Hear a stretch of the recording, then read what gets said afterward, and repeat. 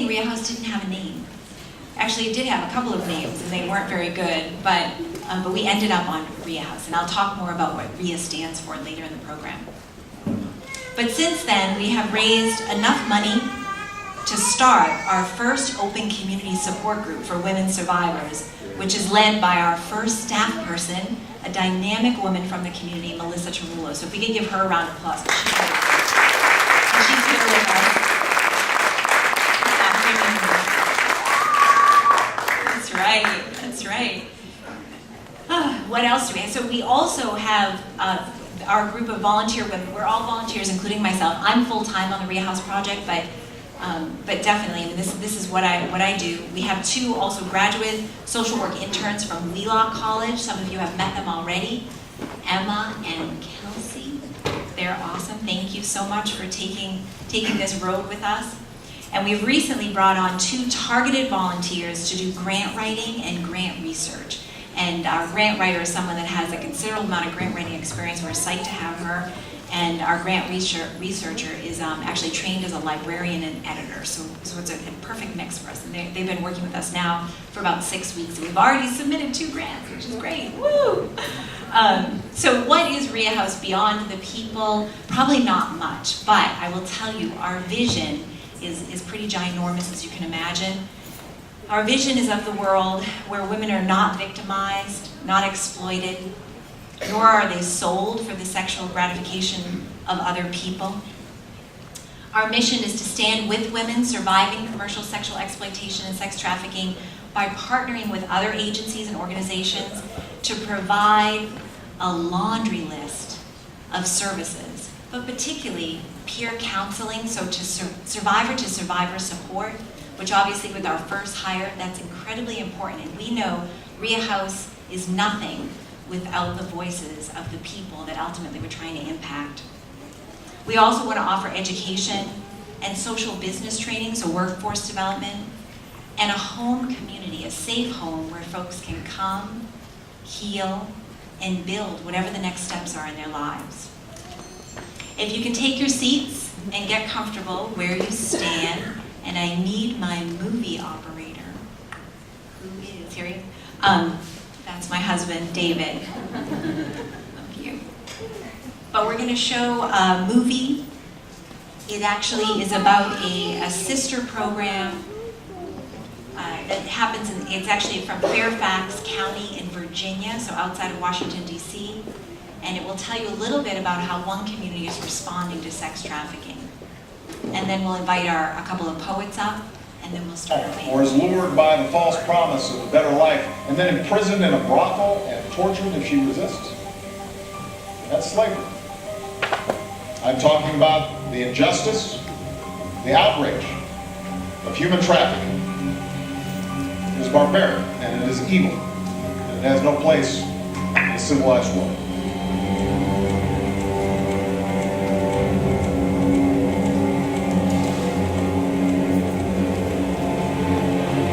It's not going to happen here. We're one of the wealthiest counties in the nation. It just wouldn't happen to us.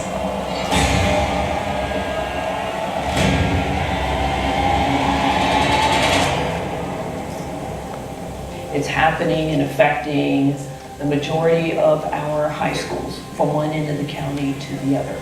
It may not be you, it may not be the student sitting in the chair right now, but it could be happening to that student's friend, that student's sister, sibling, cousin, someone they know.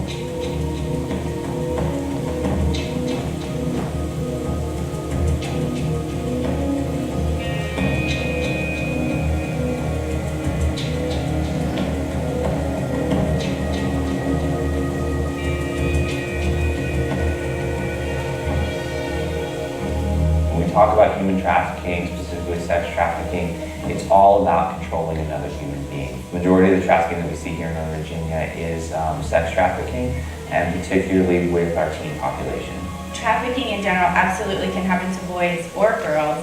When we're talking about in Northern Virginia, there tends to be a little bit more focus on young girls if you're talking about gang-involved trafficking. So they are lured into that lifestyle some way. into having sex for money. Or not necessarily money, but just in exchange for anything of value. So if you have a young person, a teenager, who runs away from home, and she's picked up by an individual that says, hey, I'll give you food and shelter if you have sex with me. That's part of what we're talking about. That is teen sex trafficking. Or her boyfriend says, you know what, we're gonna go live in this apartment over here, but you have to have sex with these guys for us to be able to rent the room. That's the same thing.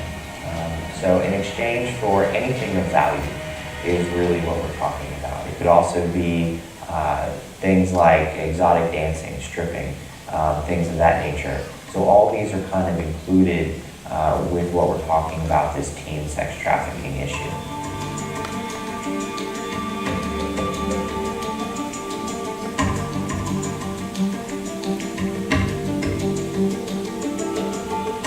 A lot of people feel that this is something that only affects the immigrant population or foreign nationals, and that's absolutely not true. These traffickers are targeting girls and boys that were born right here in the United States, that have lived here their entire lives. So here in Fairfax County in Northern Virginia, we work with victims as young as 12, all the way up through adults.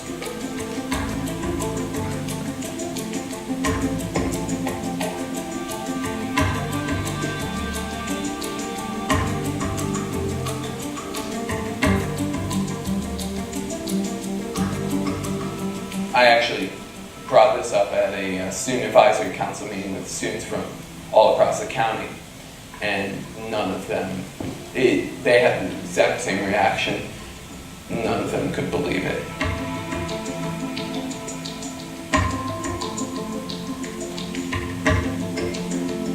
In Fairfax County, we have a huge problem that there is not a lot of attention going to because these victims don't disclose being victims. There's been, I would say, anywhere from 5 to 10 cases maybe prosecuted in Northern Virginia.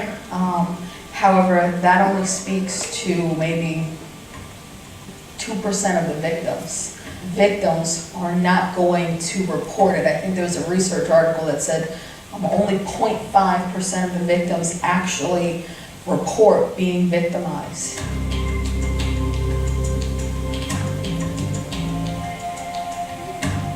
That particular group attempted to recruit over 800 girls here in Fairfax County that we know about. And I think what was a little scary for me during the course of that investigation was none of those 800 girls ever came forward and reported that they were attempted to be recruited into this.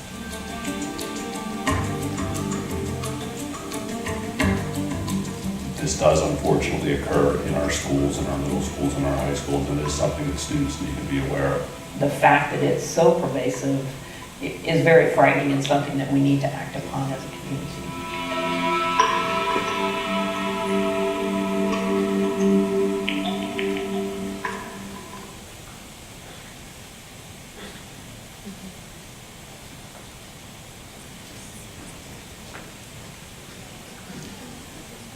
So as we segue to our poets, I want to have that phone shut off. No, I'm kidding. But I just want to recognize that the young people that this video really tells us about, they turn 18, and then you can sort of recognize how quickly we change our minds about their victimhood. So we quickly then turn them into adults who are choosing to sell themselves for the sexual gratification of other people. We turn them into folks that like sex. Why else would you do it? We turn them into people who have choice, and therefore they leave if they wanted to. And we make up all different other things about them. But the truth is, most people are stuck. And most people who are having to sell themselves for the sexual gratification of someone else would like to do something else. And that's the group that we're serving, that RIA House is serving, is the women who would like to do something else and should be able to, Because right now in Massachusetts, there are no specialized services, and certainly not in Metro West and Central Mass, for women coming out of these experiences. So we're here to create some options for sure. All right, so my first poet, I'm actually going to invite Professor Daisy Ball to the stage, and she'll let you know more about her.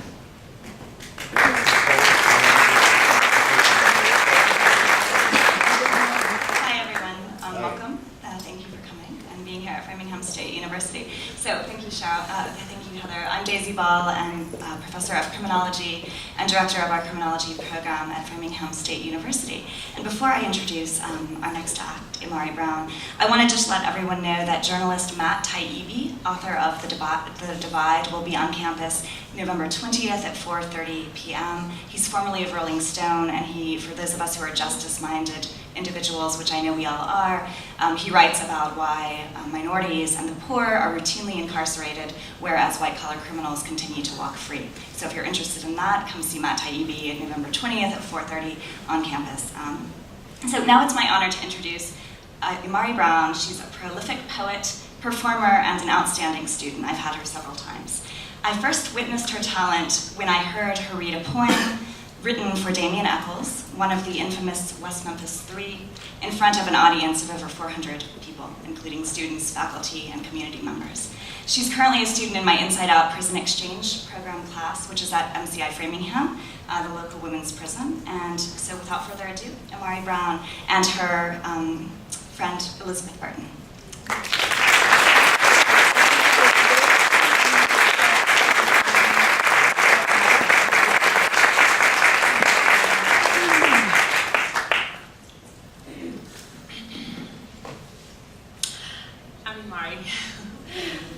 So my poem is about a lady named Marissa Alexander, and she was on trial facing 60 years because she shot a warning shot at her husband, and it was around the same time of George Zimmerman and Trayvon Martin. And it's also about a lady who beat 3 men in a rap battle, so the men kidnapped her, raped her, and set her on fire, and left her to die. So yeah, that's what it's about. If I'm better than you, don't shoot. Cause when I spit this rhyme, you gon' lose. You got a gun in your hand, so you think you a man. I got this rap in my mouth, cause I'm from the deep, deep south. You look at me, and you think I am unable to succeed in life, right? You think because I have huge breasts and thick thighs, I can't do what you do. You think I am weak, too dumb, too stupid, too poor. To Marissa Alexander on trial in the courtroom. Click, clack, boom, pow. Click, clack, boom, pow. In self-defense, we women be defenseless. On trial facing 60 years, I was in tears. Raped and abused, the court wanted her to choose. Guilty, for what? What did she do? Aim this gun so this man could run? Protect herself so the pain couldn't cut through? She was done. She was a woman, so I guess she deserved to get life in jail. Women deserve to be beat by men, dragged out in the middle of nowhere and have gasoline thrown on us. We deserve to be set on fire. Beautiful soul, never the same. They mounted a train because they thought it was a game. Women just ain't worthy enough to walk this earth that we helped reproduce as women.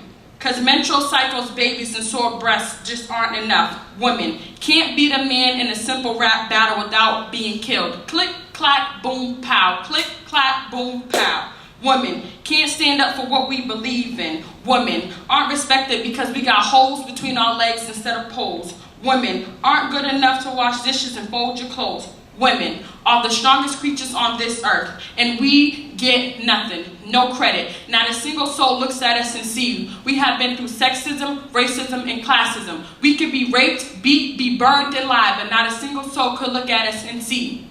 When will they cease to decide the value of a woman?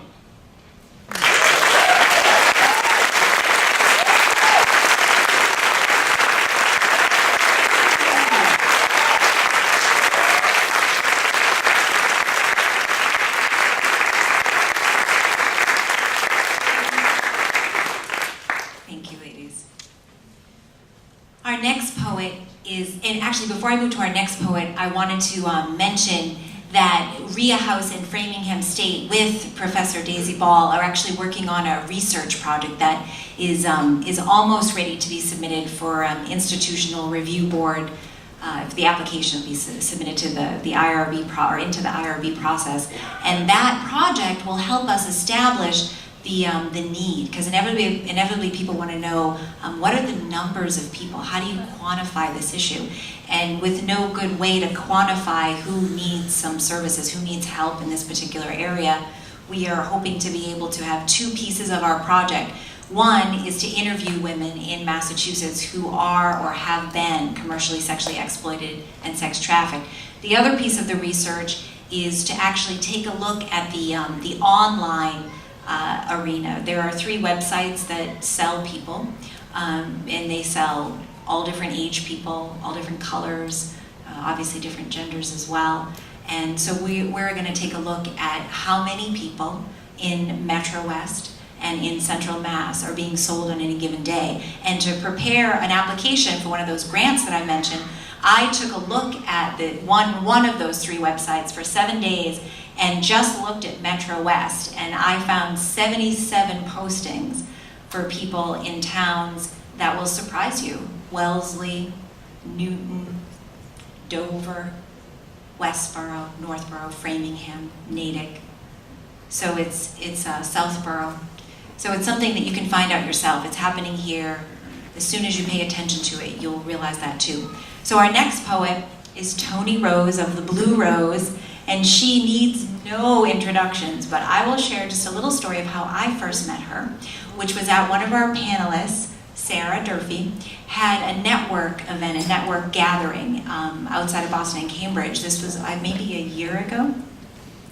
And Toni was one of of many people that were working at the grassroots level across Massachusetts to address this issue. Toni was one of the speakers, and she blew my mind away. Her poetry is real, it is powerful, it is personal, and it's unlike anything I had ever heard. So please help me welcome Toni Rose.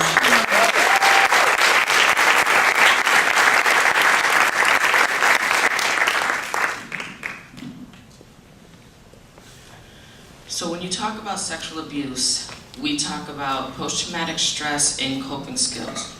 So the storyboard I'm going to present to you is 4 poems: Flashback, The Abuse, Disassociation, and Breaking the Silence. This first poem is Flashback. I blacked out when slammed on the hood of the squad car.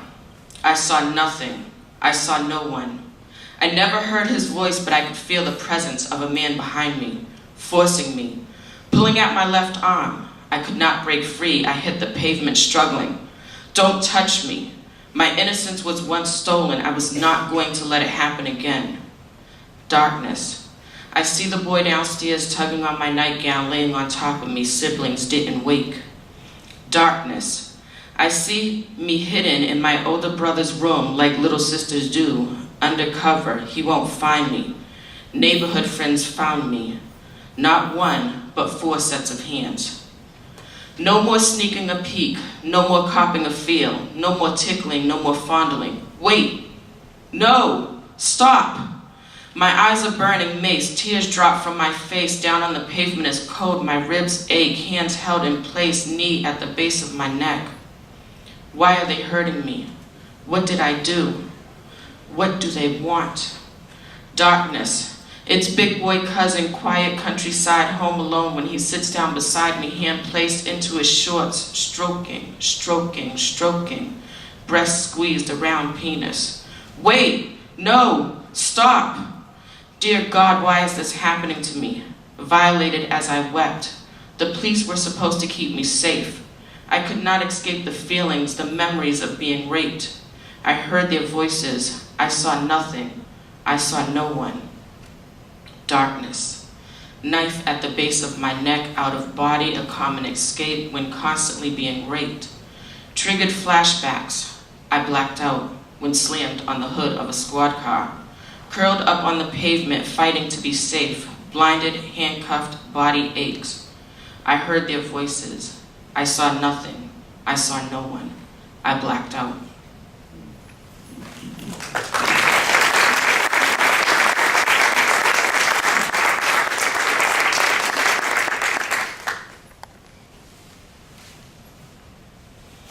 The second one is betrayed in the worst way.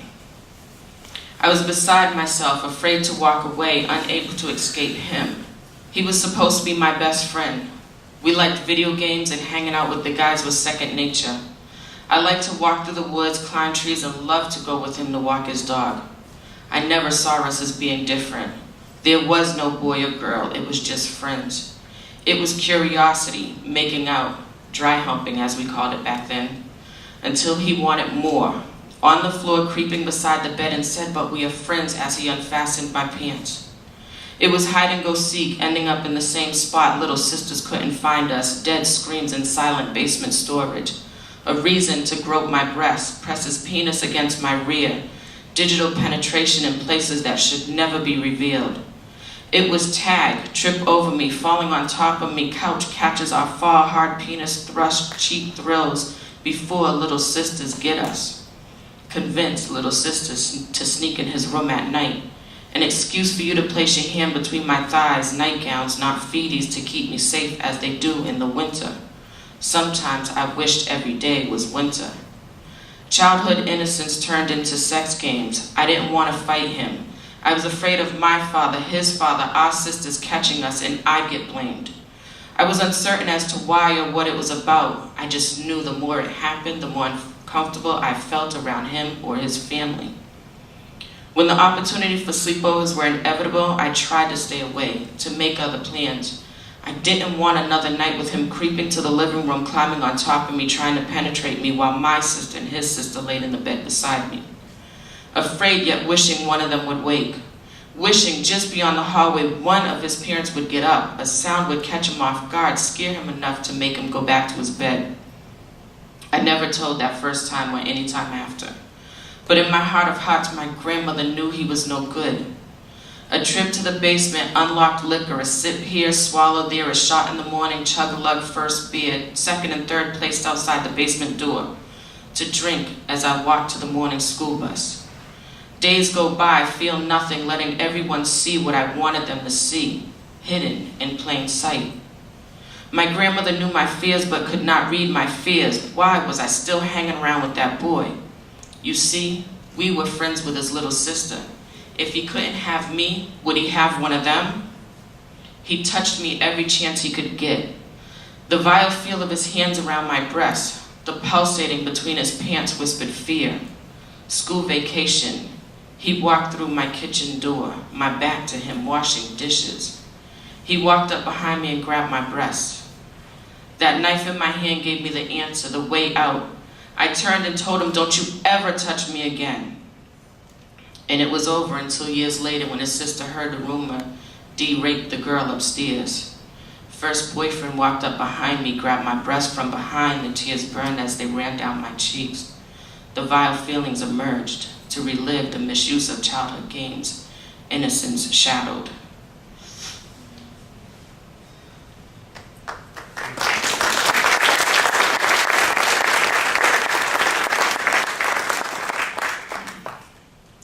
And then there's dissociation, what every child does. Out of body, sexual being looking to be held right, held tight. Roommate, friend, lover, extension of family, the rules clear and simple, take care of home first. Blinded by beauty, confused by desires, wants, and needs, I can have you and her too, was just one side of the story. Filled by jealousy, not wanting me with another man when holding me just wasn't enough. Natural movements, sleep consumed me, hot breath, deep moans, rectal pain. This was not a dream. Panic, penetration, read images of death. I knew who was inside me, but why was he inside me? What part of no did he miss? Never thought I'd be here again, confused mind, lost voice. Is he done? Does he know what he's done? Images of rape race through my tears. Fear builds, actions transpire. Sex can be routine, non-stop dead actions. How could he believe I could live with this violation? Body rests wearily in the corner of the bed, child rope in fetal stance, watching his every move. Darkness bids her terror. No knowledge of what he's done lies down beside us, slumber transpires, deep breathing. I'll linger above to keep her safe. I won't let him touch her again. Alarm frees her from stone-cold terror, the words never fleeing her lips, the voices keep asking, why did he rape me? As he leaves for work, breathe, child, you are safe. Adult reconnects innocent child with a voice not taken seriously. Grown woman, promiscuous tendencies, open relationships, defined.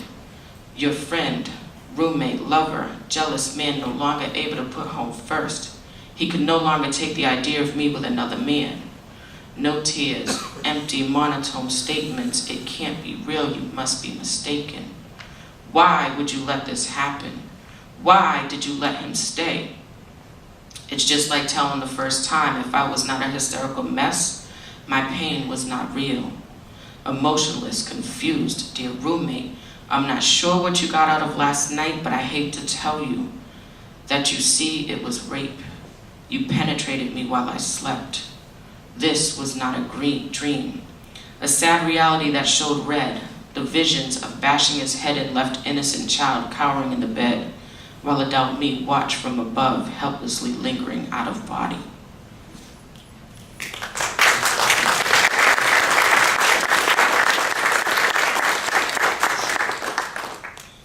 And this last piece is breaking the silence. Victims. Jen, Tony, Patrick, Sada, Amy, Madeline, Daria, Colleen, and Christopher are everyday people. You can't look at them and see the hurt, the pain, or the bruises.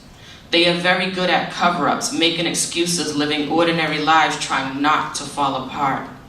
They are unique individuals who focus on other people's troubles, avoiding their own. It's easier to chug, inhale, inject, or take control promiscuously because it's easier to lead than to be led. They are everyday people, sons of fathers, daughters of mothers. They are victims of abuse, not always at the hands of strangers. The perpetrators, Jonathan Dwyer, Ray Rice, Wally Williams, O.J. Simpson, John Brolin, Sean Penn, Chris Brown, Bobby Brown, Nicolas Cage, our family, friends, and close neighbors. Always by someone powerful, older, and in control, able to put fear in our hearts, often not afraid of what could or will happen to us, but often what will happen to the ones we love. The everyday people are not recognized in these crimes. It's when the rich and famous are hurt, there is an uproar, a movement. We are victims trying to stay alive while protecting those around us. We are innocent of the crimes against us. We were scared to yell, stop. We are scared to tell because no one will believe us. We were scared then. Today, we find our voice. We find the lies, the not telling, only protect the persons hurting us. Husbands, neighbors, friends, cousins, boyfriends, fathers, mothers, brothers, and sisters. We find we do not want the cycles of abuse to continue. We don't want these monsters wreaking more havoc on our lives or the lives of our children. We break the silence. We stop these men and women from hurting our kin. We break the silence.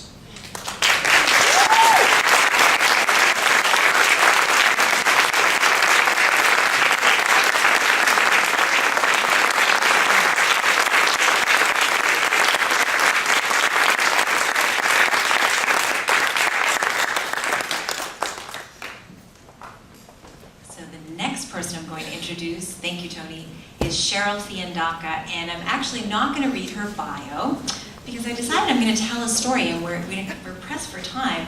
But the story is how I learned of Cheryl, and then ultimately what brought me to her. My mom, who is here, you can raise your hand. This is my mom and my dad. Thank you. But I was away for some reason I was away for the weekend, and my mom on Friday or Thursday of that week previous watched the 11 o'clock news on Channel 7 and saw Cheryl's piece, which was on sex trafficking in Massachusetts, and very much advocated for the need for homes that were safe and places where folks could heal and grow and recover. And my mom, called me and texted me, and she says, "I know you're on vacation," or wherever it was, I can't remember. And she says, "But this woman, have you ever heard of her?" I was like, "No." And She says, well, what do you think? You gotta get in touch with her. And every time my mom tells me to get in touch with someone about raising money or trying to reach out, I'll be like, well, you call her. You send her an email. You write the letter. And so this time Mom was like, all right, I'm gonna send her an email. I'm like, okay. So she sent an email and Cheryl and she instantly responded. So thank you for that. It was very inspirational to us. And she said, well, you need to meet my colleague. And her colleague was Jasmine, who's a member of our panel. Well, conveniently, Jasmine and I were meeting on Monday or Tuesday for coffee. And so I walk into Panera where we're meeting, and she says, Heather, is your mother, and she tries to pronounce my mom's name because my mom's name is Nazira. She's like, is your mother and I was like, Nazira? She's like, yeah. I said, yeah, how do you know my mom? She says, well, she emailed Cheryl who did it. And she told me so story. I was like, you're kidding me. You were the Jasmine? I was like, oh, my mom, she's going to die. Anyways, so the long and short of it is I said I was meeting with Jasmine to ask her to be a member of our panel, of which she agreed. Obviously, she's here. And then I said to her, do you think Cheryl might introduce you? She says, oh, yeah, she will definitely do that. And so that is this amazing person that's agreed to take on this panel, which is on a really hard topic, lots of different perspectives on it. And so please help me thank and welcome Cheryl Fiandaca.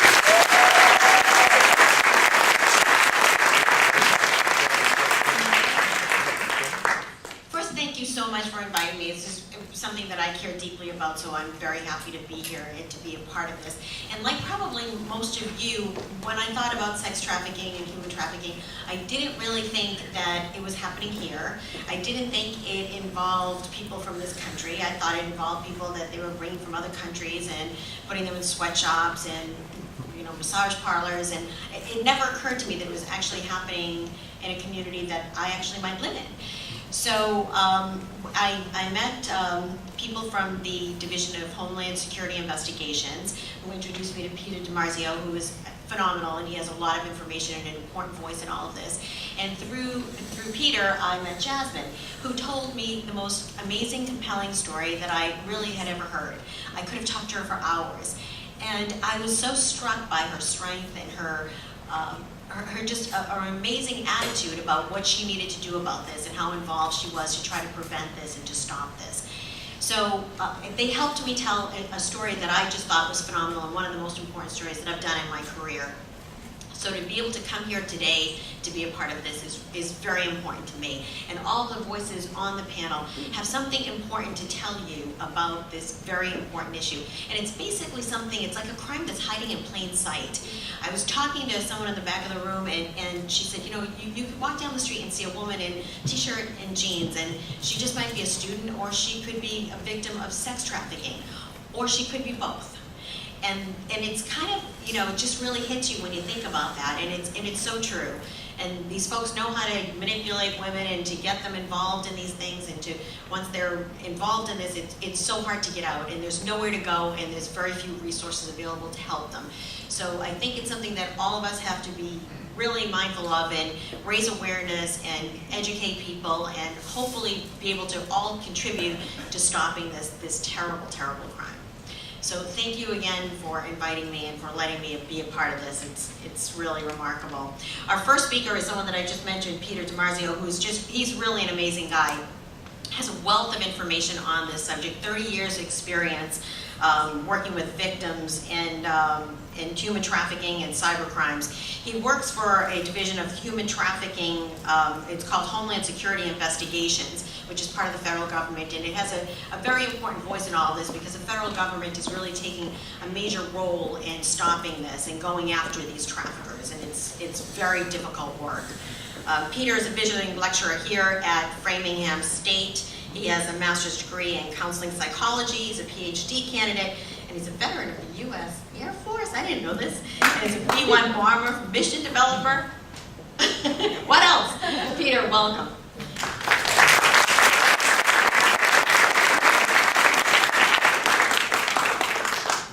So I guess what folks mostly want to know is, what is human trafficking? Is it happening here?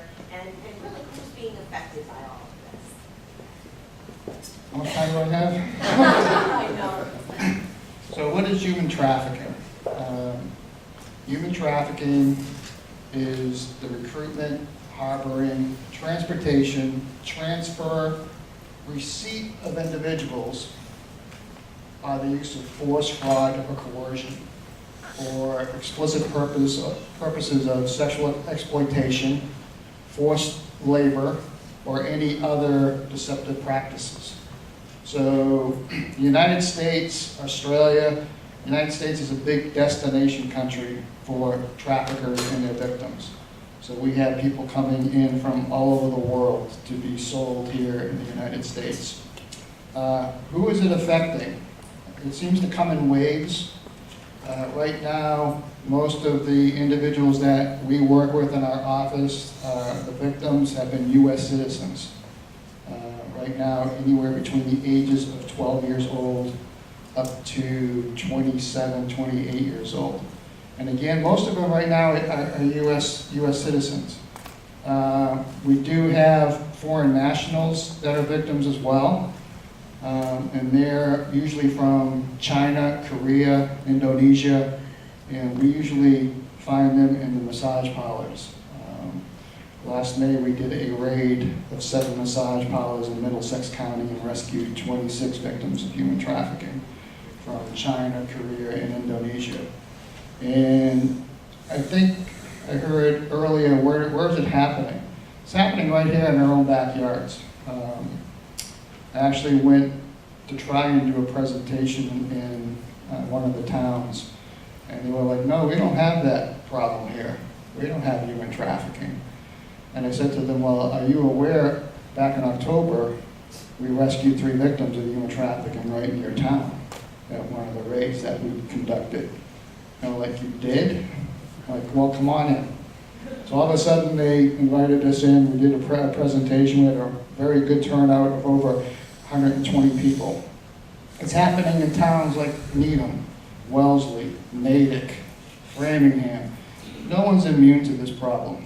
We have a blue campaign which is called Hidden in Plain Sight, because you don't know what's going on behind that door that you're walking past or that business that you're walking past.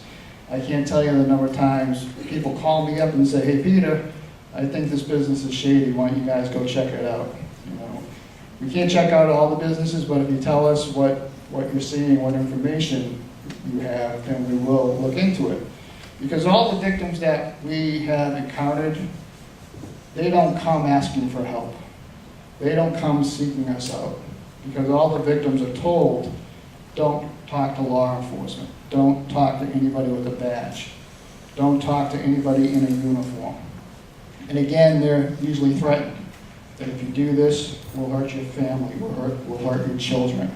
Because a lot of these women have children, 2, 3 years old. And they use these children against them, that we will hurt them. So that's why victims don't come forward. And the way we get referrals from the public, noticing things that are going on in the street. We get referrals from someone at a local church where the victim might be attending on Sundays. And that's the only place they're allowed to go by themselves on a Sunday.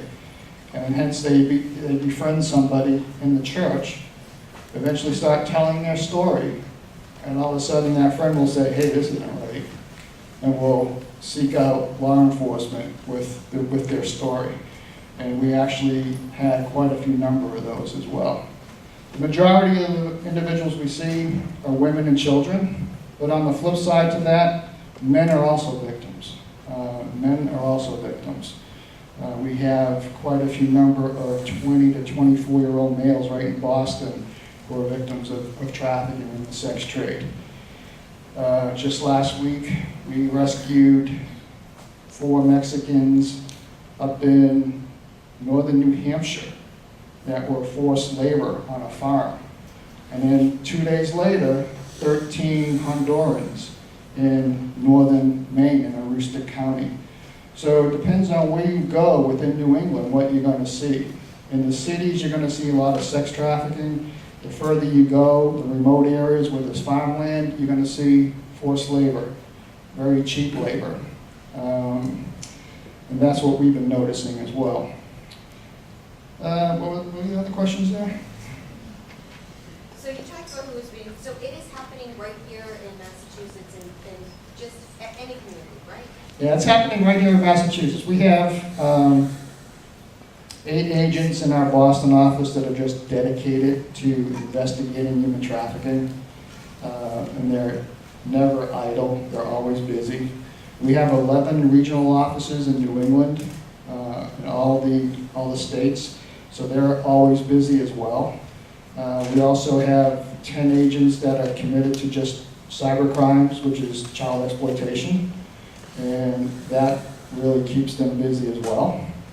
And one of the things that I've noticed is that I wish the penalties for human trafficking were as severe as what they are for child exploitation, because I really feel the penalties for human trafficking need to be a lot more severe than what they are right now.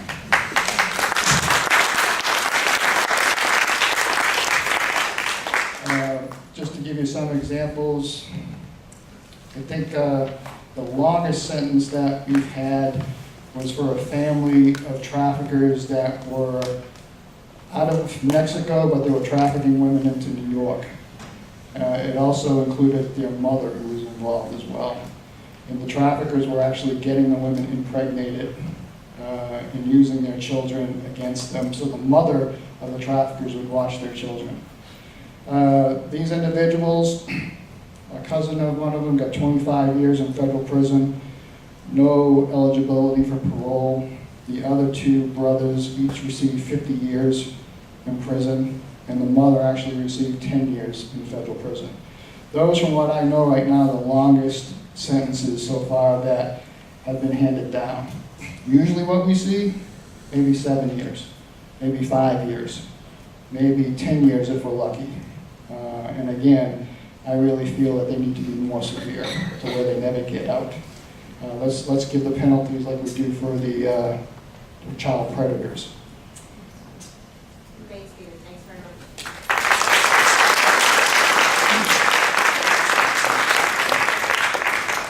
So Peter represents the federal side of this, but we have the state side of this too, which is, we've got Sergeant Richard Pommales with us. He's a 28-year veteran of the Framingham Police Department. He's also a member of the Massachusetts Latino Police Officers Association, recipient of the 2014 Officer of the Year Award. And he's been working quite a bit with victims of human trafficking. And he's going to talk about the local part of all of this story and the internet and the role of what all of that plays. So let me just turn it over to Richard. Good afternoon. Thank you for coming out today. First of all, I want to thank Heather, RIA House, for inviting me. I met our RIA back in June of this year. We have a forum, kind of discussion at the town hall. Reference on human trafficking, and she was one of the few that was able to get through the doors that day. We had the Brazilian soccer match going on that day, so it was kind of hectic. But anyway, on the local level, what we're talking about is the same that's going on, just not in the United States, but internationally. The bottom line behind all this, what's fueling this, is the demand. The industry is estimated $32 billion a year industry, and that's what's fueling the demand. It's not just the sex is what's fueling it for the consumer, and it's just like narcotics. If we start knocking off the demand, we're going to have to look at in other direction, because it's the money once again that's fueling it. It's hard, even in the law enforcement side, to get law enforcement to start buying into it. That it is a big problem. It's now mandatory for a block in our in-service training, which we're going to start doing in Framingham this week with our guys, and it's statewide that we're doing it. Guys in law enforcement, the law enforcement community, a lot of times we would go into different stuff. We would go to a drug raid, and there'd be evidence there of human trafficking. But guys who just focus on the narcotics, they didn't realize that it was all, a lot of stuff was tied in.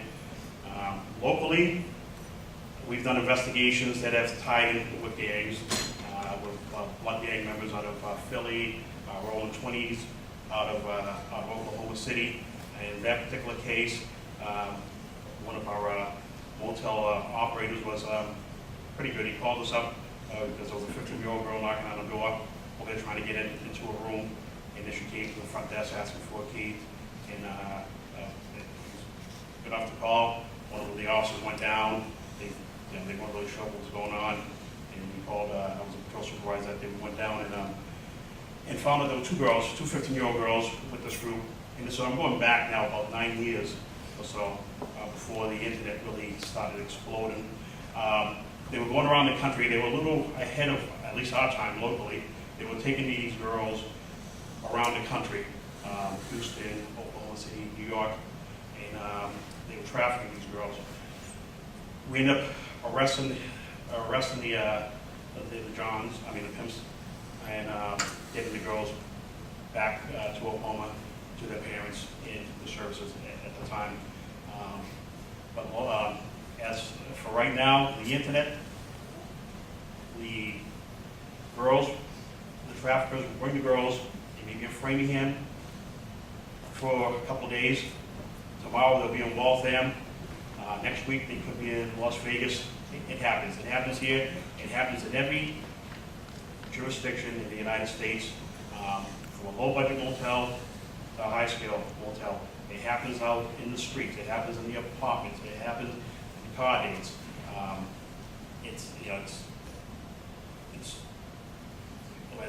If there's money to be made, that'll happen.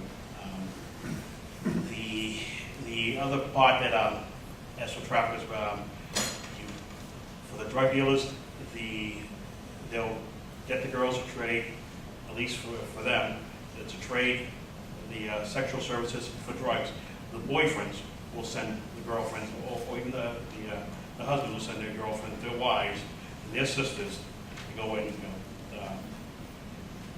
in, exploit themselves sexually just to get some drugs. So once again, it's if you cut off the demand, we'll start getting some headway in this. One of the things that was pretty educational was the video that Heather just showed. I'm part of the East Coast Gang Investigators Gang Association, and Detective Wolf was one of the speakers at our seminar 2 years ago, and he enlightened us on a lot of key things to look out for when it comes to runaways. Your typical age group to get into the business is roughly between 12 to 16 years old.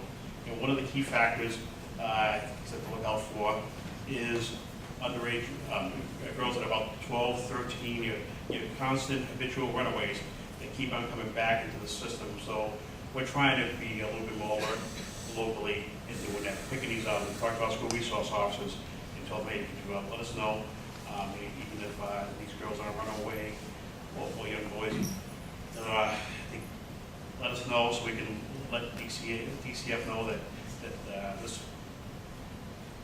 they may need more services. And that's about it. Great.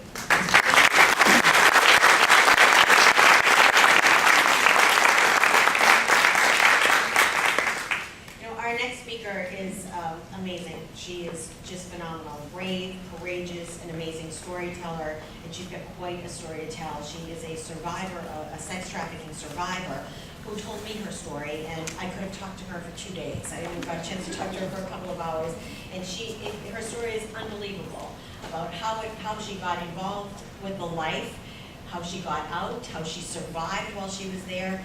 Just unbelievably inspiring. And Jasmine Marino is also someone that I think is a friend as well. So I'm just going to invite her to start to tell her story and explain a little bit about how you got involved and how you survived. Okay, am I on? No. There you go. Okay, so I don't have tons of time to share a lot of the story, but basically, Peter explained a lot of it. We've been talking about a lot you see in the video.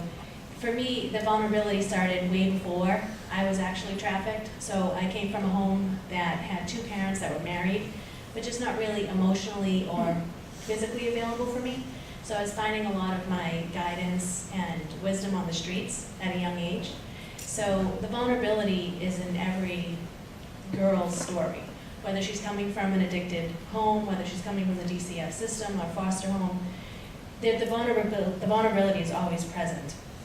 And so for me, that vulnerability was there. And by the time I was 19, I was already in a string of unhealthy relationships with older boys, usually drinking and partying at a young age. And when I finally met this guy at 19, he was impressive to me because he was spending a lot of money on me, buying me a lot of things. The first time we went on a date, he showed up in his champagne-colored Mercedes-Benz, and it was just exciting in that this guy was actually telling me how much he loved me, how pretty I was, and that's the grooming process. And so at first he was my boyfriend, and so I began to love him and trust him, and then into the relationship, he starts to talk about how we can make money and how we can have a better life for ourselves. And he also was slowly isolating me too through that process. I was in college going to North Shore Community for journalism, because I wanted to be a writer someday. And he totally talked me out of being in college. Why would you want to be a writer? There's no money in that. I also had my cosmetology license because I went to vocational high school. So he talked me into, we'll own our own hair salon, you'll make a lot of money that way, but we just have to do this to get there. And so I wasn't thrilled with the idea of having to exchange my body for a profit, but falling in love with this man and thinking maybe I will, maybe I won't, not really sure of what I was going to do.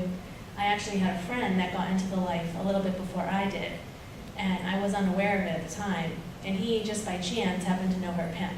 And so he brings me to her house, which was in Chestnut Hill area, and I pull up to her house, and it's big and looks really nice, and there's a Range Rover and a BMW in their driveway. And so I walk into her house, and she, has her own bedroom. Again, I'm 19, I know this sounds really shallow, but she had lots of shoes and clothes and jewelry and all these things that were exciting to me, and she was kind of sealing the deal. She looked really happy, and I kind of wanted what she had. And she was telling me how she was working in a massage parlor, making almost $1,000 a day. It wasn't that big of a deal. This is all you have to do. And so again, my boyfriend was already putting this idea in my mind. Seeing my friend looking really happy and making a lot of money, I finally agreed. And so at that time, he sent me down to Hartford, Connecticut, and had said it was in plain sight. The massage parlor was right there in Hartford, busy Hartford, Connecticut, down in like this business district area. But it was a brick building with no windows. You would have never have noticed just walking by. But meanwhile, it had been in the community for 25 years, or maybe more at the time. And I was sent down there with a duffel bag full of condoms, skimpy dresses, high heel stilettos, and baby wipes. And I was told what to do, how to service the Johns.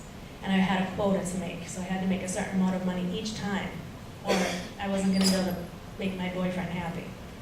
And so I was sent down there for 3 or 4 days because of the distance from Boston. And when we finally come back, he was living in Cambridge at the time, and I had a pocket full of money from what I had made for those days, and he puts his hand out. And I knew that meant to hand over all the money. So in my mind, I'm logically thinking like, why do I have to give you all the money? I just did all that. You weren't even there. And I feel totally ashamed and disgusted, by the way. I emotionally shut off. Talk about disassociation. Talk about flipping that switch off because the shame is just so intense. And the same factor of being really excited by the adrenaline of making fast money. So right away, it's confusion from the jump. And so when he puts out his hand, I'm thinking, why should I give it to you? You weren't even there. But I didn't have the courage to say that, and so I handed the money. And that right there was the breaking point. And so all that time, for the 6 months or so, he groomed me up and telling me how much he loved me, how special I was, to breaking me. And so that's the point right there. That's the power and control. Sex trafficking is like domestic violence on steroids, okay? The power and control, and you add the shame, and it just keeps you silent. And then once the violence came in, I really lost my voice, really lost my options. I went to my parents' house often as a place to escape to and move out. And he'd always come there and badger me, manipulate me, and I'd always go back because I believed I was no good. I believed he loved me. I really wanted him to change. I was telling myself he was going to change, and he never did.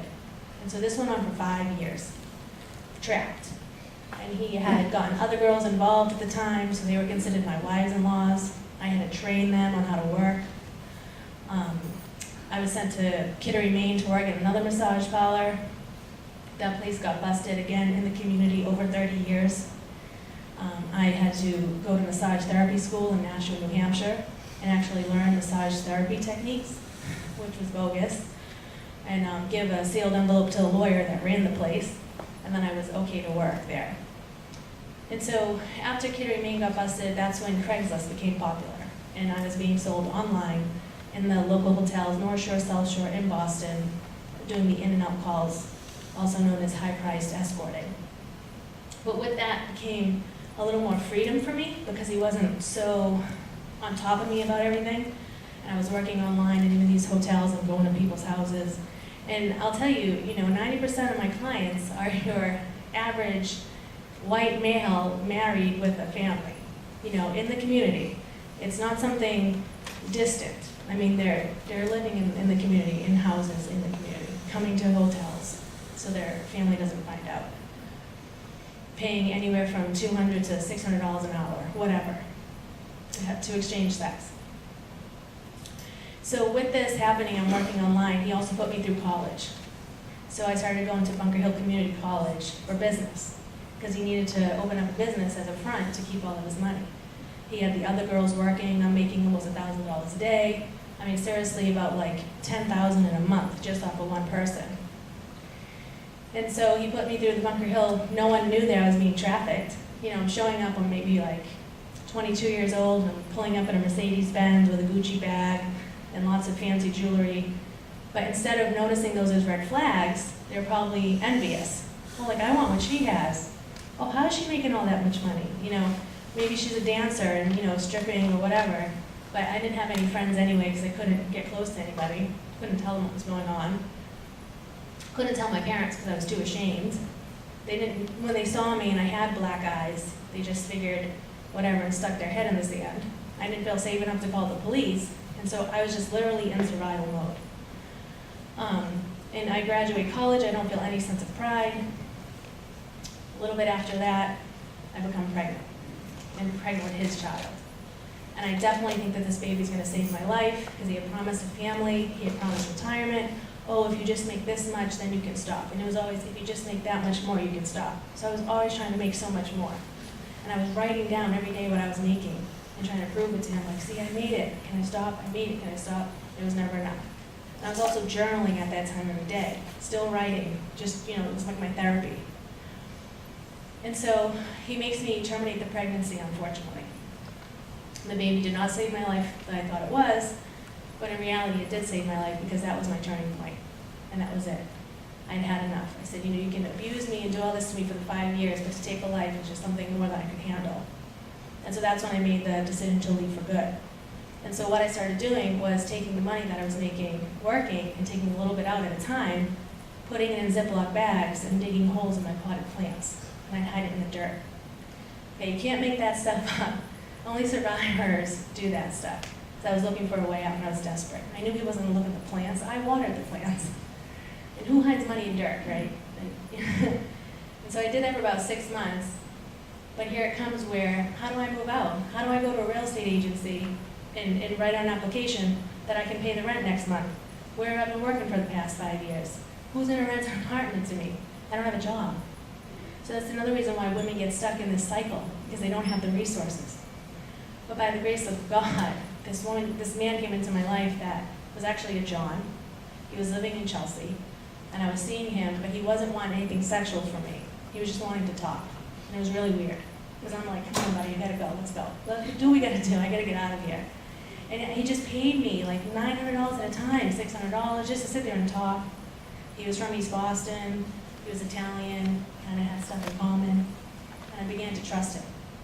Well, he was my one safe person when it was time for me to leave.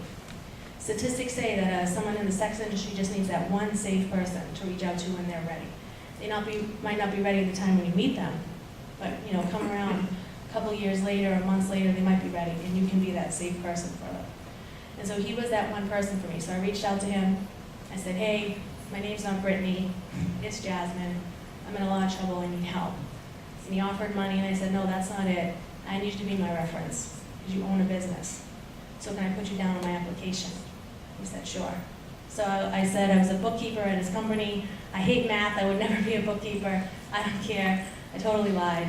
I made $1,600 a month, whatever. And that's how I got the apartment. And so I moved into the apartment. It was the only one time I called the police as an escort for me to move out of my pimp's house. Because I was scared. I knew he wasn't going to let me leave on my own. He wasn't going to pack up my stuff for me and wish me well. And so I packed up my trash bags. Okay, thousands upon thousands of dollars for 5 years, and I'm leaving with trash bags. My cat, my dog. And I leave on the porch, the police are there, I leave. I move into this big empty apartment, traumatized, scared, lonely. And what do? I call him back, because relapse is a part of the process. And he finds his way, finds me there, busts in, lots more violence and insanity. But this time I had the courage to call 911 for the last time. They came and they arrested him on domestic violence, because it looks a lot alike, obviously. The next day I go to court and I obtain a restraining order, and he just left me alone. And so thank you that he left me alone. But now I'm like a fish out of water, okay? You just throw me right back into normal society, and it was like impossible. I got a 9-to-5 job, I'm falling asleep at the desk, I'm making maybe $200 a week. I used to make that an hour. Okay, I had a $600 car payment, a $1,200 rent. This was not working for me. And I tried so hard because I really wanted to live a normal life. I was hanging out with new friends, and they were all getting high and drinking, and that was way better than therapy. And I started abusing OxyContin. And I told the therapist, this is working. She said, it's not a good idea. I said, I don't care. Just heavily sedate me for the rest of my life, because I cannot deal with this pain. But without the pimp, I had a growing drug addiction. It sent me right back out into the life of prostitution. So I went right back into that cycle. For 3 more years, and more trauma, more abuse. Long story short, ended up on the streets in Charlestown, sleeping on a park bench, addicted to heroin. Okay, totally alienated from my family, getting arrested for petty crimes, drug crimes, shoplifting, you can name it, I was doing it. Stole from my family, you know, all those things that junkies do, I was that person. And so I also share that to you too, because I was a 26-year-old living on the street. I was that woman that needs help, like to live in the RIA House for 2 years, for a year, just to get myself straight. And so women on the streets need services, they need love. They don't need judgment, you know, and they need love and support, because at one time they may have been trafficked, at that time they might be trafficked, I don't know, but I know no little girl grows up thinking she wants to be a prostitute or a junkie on the street. I know that for a fact, because I can dream of that. And so finally, because of the drug addiction, ended up in recovery, lots of AA, 12-step meetings, which ultimately led me to a small Christian church. I live in the North Shore area, so I live in Saugus. Started attending a small church. The community was just amazing. They loved me. The women really supported me. They didn't ask any questions. I learned real estate. It took me 3 times to pass that test, but I finally did. And I started renting apartments locally for 5 years. And that was like my first real job. First real way to support myself. I had my son in like a year sober. I had my son. Yeah, and I've just been on this journey ever since. 2 years ago, finally started to work in the anti-trafficking field by sharing my story more, because the shame had finally lifted off of me. I believe the shame was keeping me quiet for those 5 years, and I was just receiving more healing and more healing. And finally, when I was ready, it just came out of my mouth one day. And started working for an organization in Boston, My Life, My Choice, mentoring young girls at risk. And then just speaking at colleges, churches, conferences, all these places, consulting people that want to open up safe homes and work with women. I love working with survivors. I love empowering them. I love helping them understand their story. And I don't know what else to say, but I'm just so grateful to be here.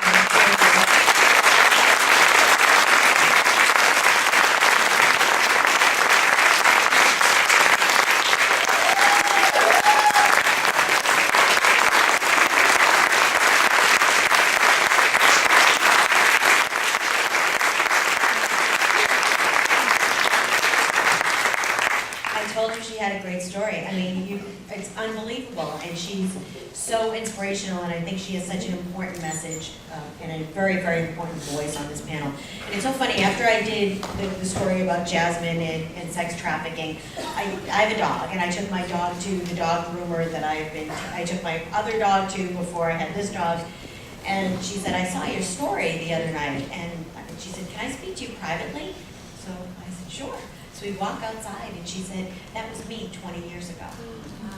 I didn't even know what to say. And she said, you know, her story, she said, I just started crying when I was watching the story because it was stuff that I hadn't thought about in so long. And it was so sad for me to see that, but it was so inspiring. And how do I get involved, and what can I do to try to help other women that might be in the same position that I was in back then? And so it's out there. It's not the people that you might think about. It might be the people that you think about, but it's just out there in everyone's community. So I think all of us have to sort of step up and see what we can all do to stop all of this. One of the things that I think Jasmine talked about so much is, you know, the mind control and how, you know, the folks that do this take advantage of people who are vulnerable, and that they know what that vulnerability is, and they exploit that. And then they use mind control and fear and shame and all of the other things that go along with it to try to keep them in the life and to get them to do what they want them to do. Stephen Hassan is one of the authorities on cults and mind control. He's been involved in educating the public about mind control and controlling groups and destructive cults since 1976. He has a master's degree. He's a licensed mental health counselor in the Commonwealth of Massachusetts. He started to learn more about sex trafficking several years ago and commercial exploitation of people, and he was struck by how familiar all of these stories are with these trafficked individuals, and how that has so much to do with mind control and undue influence. So I'm going to ask Stephen to say a few words. Thank you. It's very moving, and I'm honored to be here. Thanks to Heather and Karen, who invited me. I met them doing a training at My Life, My Choice for 4 hours. It was the first 4-hour program that I had ever done. I had been invited to participate in a training out in California last summer for the Joint Regional Intelligence Organization with Carissa Phelps, Rachel Thomas, Delita Miller, and a number of other survivors. And it really, very briefly, what I want to say is that I was in a cult, so I'm a survivor of a religious cult. What we're talking about here is commercial cults. But what helped me get out of my cult was my family did an intervention called deprogramming back in 1976. And what helped me was the work of a psychiatrist who was Air Force military intelligence in the 50s, studying brainwashing. The term brainwashing was coined in the 50s. And he outlined 8 criteria that any environment may be judged as a brainwashing, what he called thought reform environment. His name was Robert J. Lifton. And I was struck because every single criteria pertained to my involvement with what I thought was following the Messiah, and we were going to take over the world and create a theocracy and kill all the infidels, literally. And I came from a nice middle-class Jewish family with 2 older sisters. I was a creative writing major. I wrote poetry, so I was very moved by the poets we shared earlier. So anyway, they did this intervention. I learned these criteria. I started waking up and realized what had happened to me for 2.5 years. And I sought out the experts in brainwashing, and I more or less started explaining how I was recruited deceptively into a friend group by women who were flirting with me, and they went through a whole grooming, up-bombing, step-by-step incremental process, and they basically, Robert Lifton looked me in the eye and said, you know, I just studied it secondhand, but you've lived it, you know, it was done to you and you did it to others, because I recruited people into the cult as well. You should study psychology and explain it to people like me. And now you're meeting me 38 years later. I'm 60 years old. So very briefly, what I want to tell you is that the number one principle of social psychology is called the fundamental attribution error. Okay, it's a lot of big words, but what it basically means is that when we look at other human beings and try to understand their behavior, we have a natural bias to over-attribute personality variables and under-attribute social, environmental variables. So how did Steve get in the cult? He was weak, he was stupid, he came from a bad family, he was vulnerable, he was looking for someone to control his life. All of those are incorrect, by the way. Instead of looking at, oh, his girlfriend had dumped him, 3 women were flirting with him, they invited him for dinner, they isolated him, and then a systematic social influence process was put into place. It's not magic. It's very scientific. There's been a lot of research done over the decades. I've written 3 books on the subject. I've been on every national television show. I was mentioning that the last time I spoke at Framingham State was in the 90s, and the night that I came home, 60 Minutes invited me to Tokyo the next morning to be their on-site expert with the sarin gassing of the cult guru Shoko Asahara, who had exposed. So that was, I had a flashback coming here, to be honest. But what I want to explain is that as human beings, we're learning organisms. We adapt, we learn. That's the natural state of affairs. And I have yet to meet anyone from the perfect family. I came from a pretty darn normal, perfect family, intact family. My parents didn't drink, smoke, have affairs, fight, whatever. But I was an idealist. I wanted to improve myself. I wanted to make the world a better place. And I was ignorant about how cults recruit and indoctrinate. I was totally ignorant of that.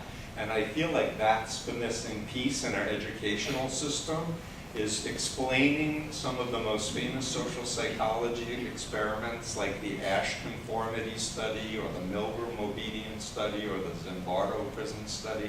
I'm throwing out some names, but they're very famous. You can go on YouTube and actually watch clips of these very famous, showing how very intelligent, educated people will start shifting their behavior so fast because we're hardwired to A, conform to people in our environment, B, hardwired to obey who we perceive as legitimate authority figures, C, we operate in scripts. And when we are put in a situation that we've never been in before, the natural response is confusion. And confusion happens to be one of the fastest techniques for hypnotic induction that exists.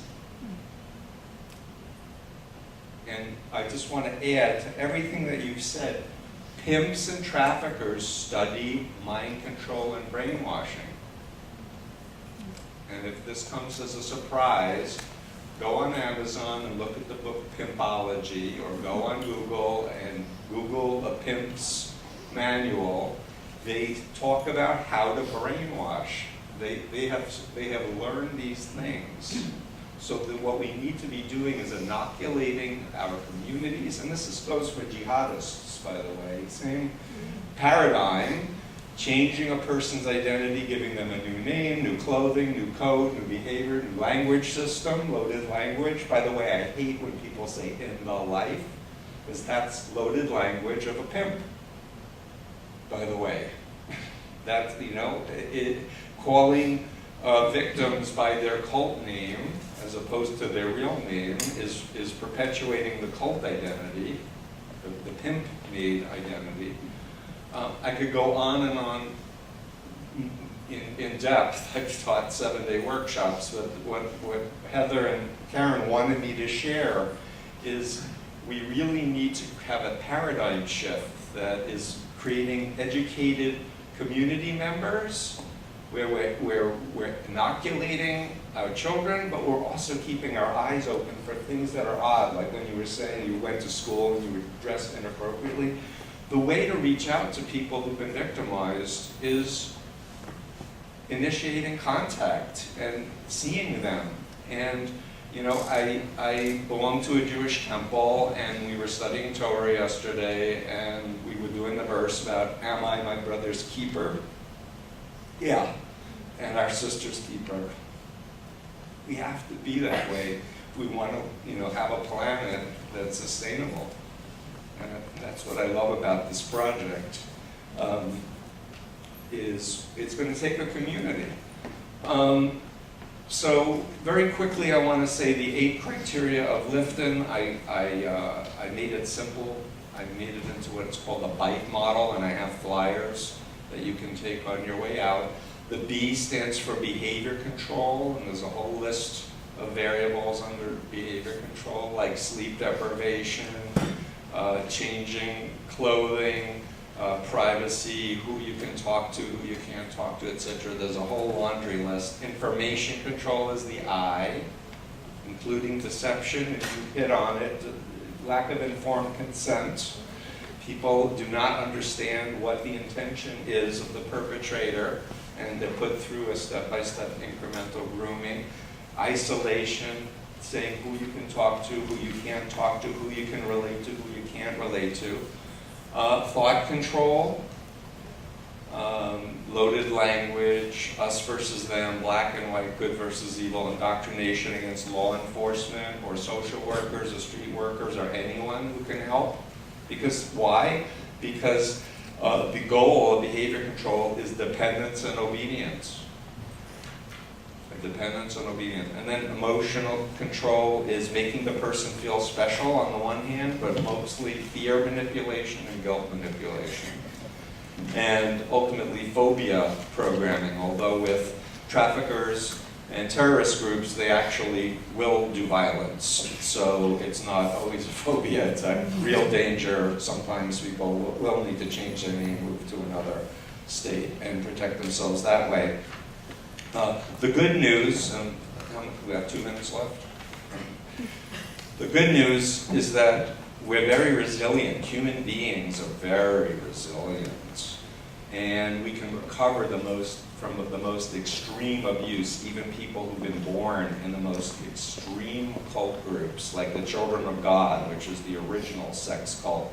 And I've been working with people from that group since the 70s. They can get better.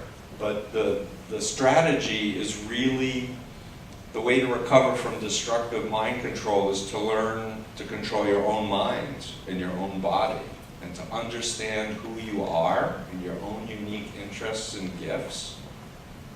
Understand how the mind works, and to really model successful survivors, people who've gone on with their lives and are able to live in the now, be in their body. Understanding what is a trigger, how to reassociate triggers, for example, how to visualize, like instead of getting sucked into a past trauma, to know that was the younger me, the me of now is here and I'm safe. So to teach mind strategies for how to and then heal the younger you, who would never have gotten involved. If you could go back knowing what you know now, and you could have intervened with yourself, right? It would have worked. But now you can do this process. And the universal with all cult mind control victims is initially they don't think they're a victim of mind control, but if you talk to them about another group or another situation, they can see it really obviously there, right? So one of the techniques I use is like, I show videos of the Heaven's Gate victims before they died. Remember Heaven's Gate, the people who thought they were going to a spaceship in the tail of the Pale Pop Comet? And they made these videos about how happy I am, and this is the wisest choice I've ever made. You may think I'm in a cult and a brainwasher. I've yet to show that video to any cult member and had anything but a reaction of, those people are brainwashed. Those people are toast. But once I can start explaining what brainwashing is and help them to see it in another situation, then I can go through the principles and the bite model and help people go back in time to their own recruitment and see the systematic social influence process. So there really is a lot of hope that people can use this terrible set of experiences and make them stronger. And with several of my collaborators, I've actually been working on a curriculum to help survivors called Ending the Game. It just got completed this week. It's in its 1.0 phase, but it's designed by survivors to help understand mind control techniques and empower survivors to reclaim their minds and their life and end the game. The game is what pimps call what they do, and it's not a game. Right.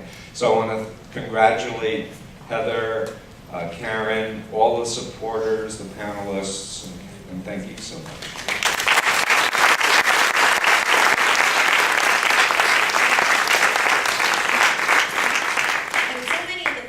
Here are really important, and they're bringing all different perspectives to such an important issue, and the next speaker will do that as well. Lina Sidrys Nealon is the founding director of Demand Abolition, a program of hunt alternatives that's committed to eradicating the illegal commercial sex industry in the U.S. and abroad. She also co-chairs the Demand Subcommittee of the Massachusetts Attorney General's Interagency Human Trafficking Task Force. She's organized the collection and shipment of more than 10,000 books to the University of Liberia's library and to Afghanistan, and she adds a different voice to this very important subject. So, Lina, can I ask you? Hi, I hope you'll allow me to sit. I'm pregnant and this baby's kicking my ass, and I don't want to be lying next to the pumpkins. And I have a very hard and fast rule that I don't do speaking engagements on the weekends. I have 2 very young daughters, and this is the first time I've broken this rule in 4 years because I so believe in what RIA House is doing. They are serving the most discarded people in our society, the whores, the hoes, the adult women in prostitution that nobody wants to think about, care about, or assess. So you should be honored that RIA House is here in your community, in your neighborhood, and I hope you're all advocates for what they do. And I also think it's so beautiful that this conversation, which is so difficult, and it's still difficult for me even though I've been working on this for 6 years, that it's surrounded by music and poetry and movement and performance, because I think the soul of social movements comes from the arts, and it's the move and movement. And I was so moved, especially by Thea's song to Matthew Shepard, and I was just thinking of his name and thinking about the thousands of names of the vulnerable adults and children who we will never know. We won't know their names, either because they have been discarded, left by the wayside, literally in ditches, or those who haven't yet found their voice, and I'm sure there are some here in the room today. I talk about prostitution and sex trafficking. They're extremely interlinked. I talk about paid exploitation and paid rape. And not to speak of people as commodities, but putting yourself in the mind of a pimp who does think of human beings as something to sell.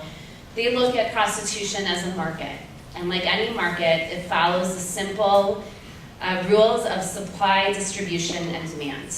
And we have an endless supply of an endless supply of the supply. We have vulnerable children and adults living in poverty and abuse with low self-esteem. An FBI agent in Massachusetts was talking to a pimp saying, how do you recruit your girls? He said, I go to a mall and I go up to a girl and I say, you have beautiful eyes. And if she says, thank you, I move on. And if she says, no, I don't, I know I've got her. We are in no time going to be staunching the supply. We need to absolutely keep servicing victims to help them become survivors, to help them become leaders. That's never going to go away. Distribution, pimps and traffickers, if there's money to be made, they're going to be found. So what's driving this? It's the demand. It is the sex buyers. If no one were demanding sex, pimps would be out of business. No buyer, no business. It's as simple as that. But we don't talk about these Johns. Talk about crock of shit and language change, Stephen. These anonymous Johns. You know, we talk about the whores and the hoes, we glorify pimp in our culture, and then the Johns remain anonymous, hidden, and that's who they are and how they operate. They're the ones who are putting the cash in the pimps' pockets so that the pimps could be buying their jewelry, their houses, their cars, and continuing the subjugation of those in their stable. Again, the vulnerable adults and children that they're buying and selling. In the US, 15% of men, and I'm sorry, it's mostly men, have admitted to purchasing sex. 15%. That's 15 million men. That's a significant number. It's not insurmountable, but it's a significant number. So who are these 15 million men? These Johns are your average Joe, and Jasmine said it. They reach across every demographic, every age, every race, every income level. But what we know from research, both from law enforcement statistics, what survivors tell us, and other research that has been done, the majority of buyers are white, educated, and have partners. Many of them have children. The average age of first-time buying is 21. The so-called hobbyists, that's what they call themselves, because this is buying sex, buying people is their great hobby. Hobbyists who buy sex make more than once a month, once a week, even once a day, make an average income of $120,000, right? Makes sense. They have disposable income to be buying human beings. They, again, hide behind anonymity. The internet has helped them. The internet is the new track. 60 to 80% of transactions are brokered online. Backpage, Craigslist. There are an infinite number of places where Johns can, in the comfort of their own home, with the family picture surrounding their computer or at work, be buying women and children. What we're also hearing and know is that men are seeking younger and younger women. There was a girl, and often know that they are purchasing, and I'll tell you more about an operation that we did, but there was a survivor, Tammy, who's now in Los Angeles, and she said that for 6 months, she would tell every man who bought her, which was an average of 10 men a night, she would tell every man who bought her that she was 15, and not a single man helped her. I thank God, Jasmine, that John helped you, but that is a rare, rare exception, and we cannot talk about some Johns are good and some are bad. You have to look at the entire system of exploitation that they are fueling because they are purchasing sex. I say that prostitution and buying sex has very little to do with sex and everything to do with power. Even those men who are seeking a girlfriend experience are looking for do as I say sex.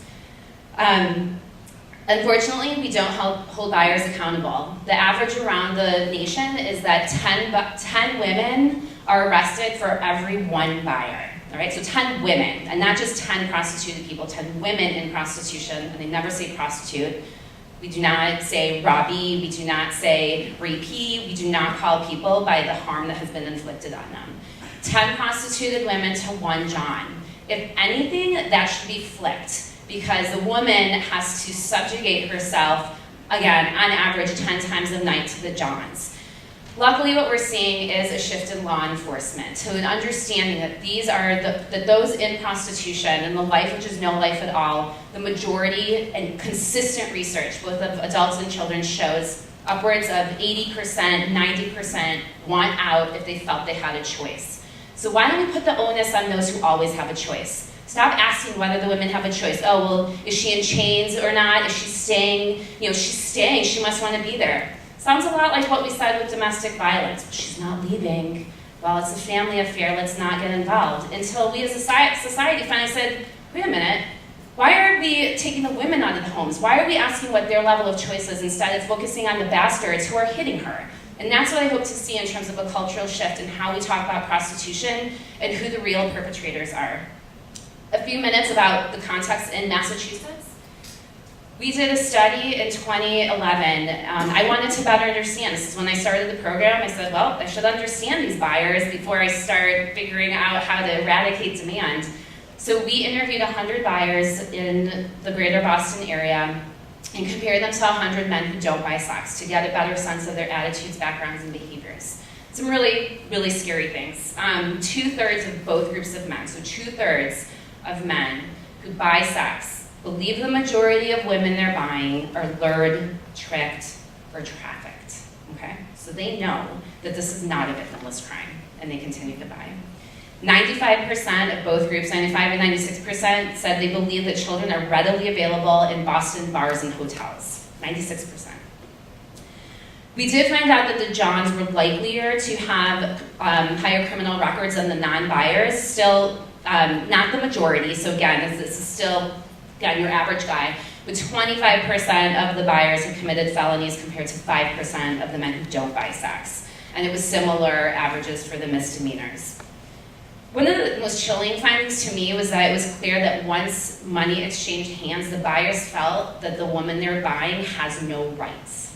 So we had them rate on the scale, how many rights does she have before you negotiate the deal, how much once she exchanges hands, and how much after. And while he had bought her, she basically had no rights.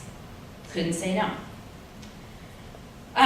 One of the men said, we asked about choice, and he said, well, I guess if you are in a burning building and you jump out the window, you can say that was a choice. But if you have no other choices, is that a choice at all?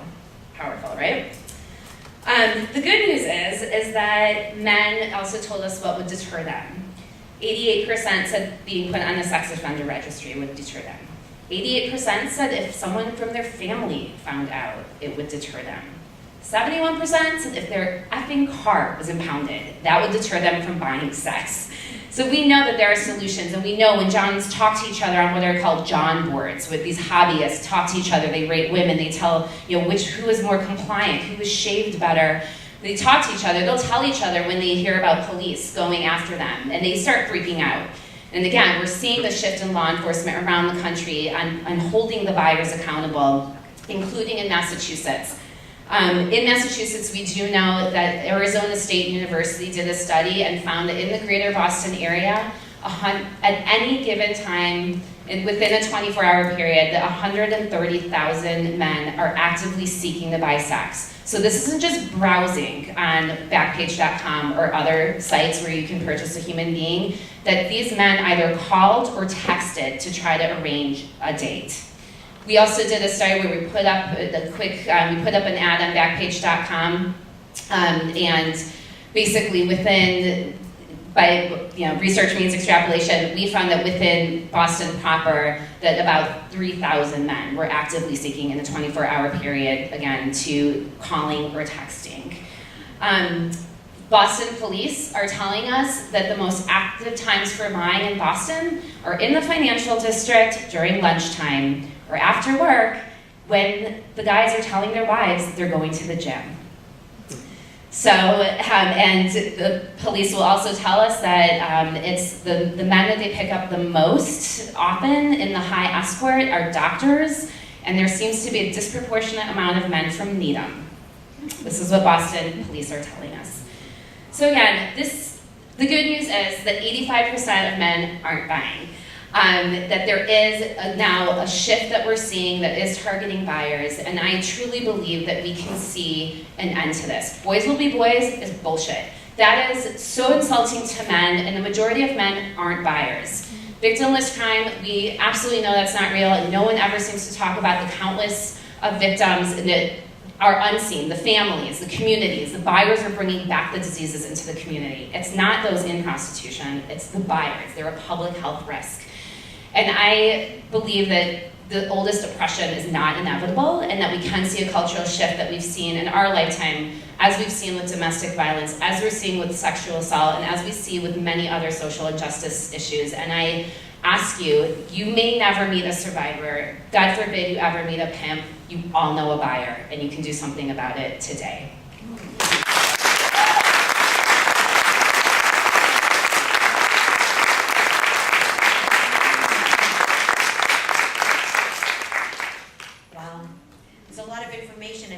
It's fascinating stuff once you start to dig deeper into this issue. There's so many things that so many people really don't know anything about. So I think this has really been incredible. Our last speaker also has an important voice to add to all of this. Sarah Durfey is the director of Abolitionist Network of the Emmanuel Gospel Center, a network equipping Christian leaders to understand and abolish the systems of human trafficking. She is a graduate of Gordon College and has been a resident of the South End of Boston for over 5 years. She's passionate about creating art, building community, and stronger collaboration, and what she can do and what she is doing to end human trafficking. So I'm going to let Sarah take it away from here. Thank you. I'll stay seated also. So thank you, and I'm really just thankful to be here and thankful for what RIA House is doing and for all of you on the panel and your part in this movement. I think when I first heard about trafficking and exploitation, I was in college and I just had no idea that this was happening in my own community, which we've talked about and said multiple times today, because it is something that hits home, hopefully, that it's happening right here. And I was really interested while I was in school to go internationally with some of the human rights violations. I was studying sociology, had studied abroad in South Africa, was interested in the Middle East. But when I heard about trafficking and exploitation in Boston, I knew I needed to move into the city and learn more what was happening here. I knew that somehow, even though I didn't know about the problem, I was a part of allowing it to happen if it was in my community, right? I'm part of the system that's allowing it to happen. And so I wanted to change that somehow. So I moved into Boston and I had an internship with the International Institute of New England and learned quickly about all the different pieces of what was happening, the different voice of law enforcement, service providers, and knew that the public needed to not only be aware that this was happening, but know how to engage. What can we do, right? And I'm sure many of us in the room are listening, and so what is it that I can do? How do I impact this? And so I was asking this question. I was trying to get some information from whoever I could to find this out. And I heard clearly that safe housing was needed, and that continues today. We continue to need housing and resources, and so excited about RIA House. But also, like we talked about today, without demand, this would end. How do we have these conversations? How do we engage our youth? What does it look like to have this information in our curriculums, in our schools? And for me, my faith plays a huge role in my life and my the hope that I have. And I, at first, wasn't that interested in going to the church and trying to drag them into this issue. But more and more people were saying in the faith community and the Christian community were saying, okay, what does it look like for the church to get involved?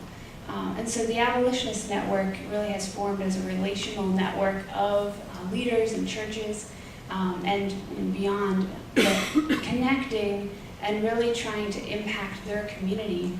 And one of the things I'm excited about is seeing the church actually come up with an exploitation response plan.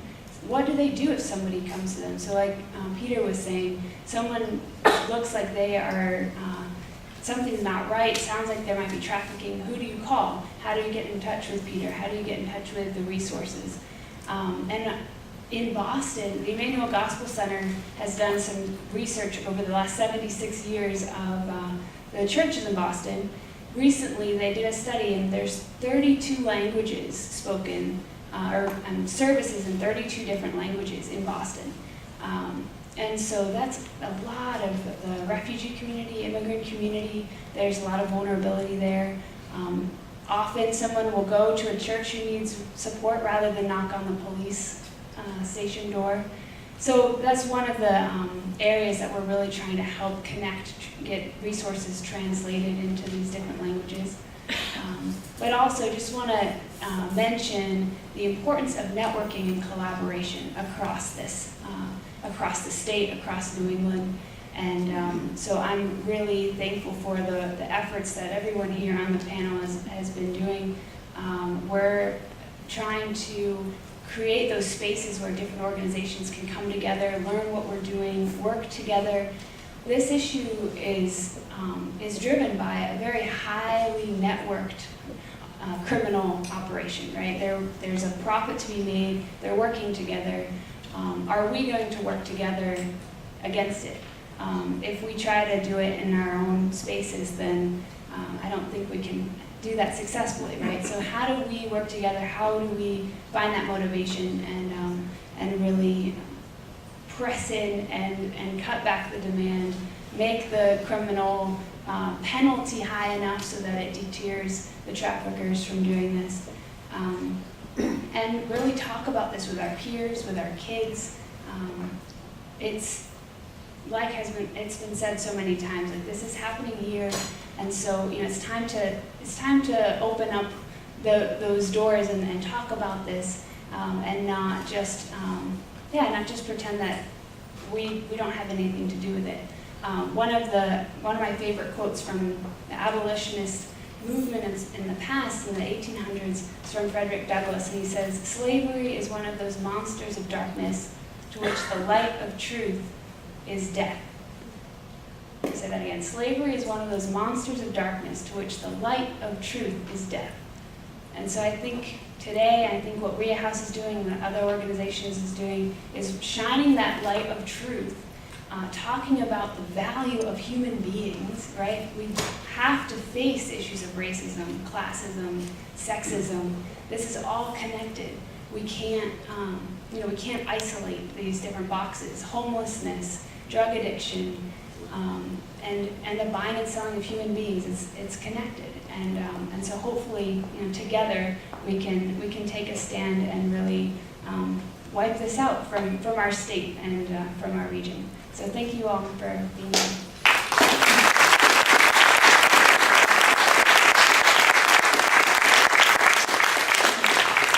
Thank you to RIA House and thank you to Heather for putting this all together. And I think, as you heard, the voices here are law enforcement is saying that they're out there, they're now targeting the Johns and the demand and the supply and all of that, and saying that we need stricter penalties to target these folks. Advocates are talking about what they can do and that there needs to be more services for victims out there. Psychology plays a role, community plays a role, the media plays a role. We're all playing a role in this, and hopefully that we can get to the root of what's driving this, which is the money, and what we can do to prevent it and what we can do to help the people that are involved get out.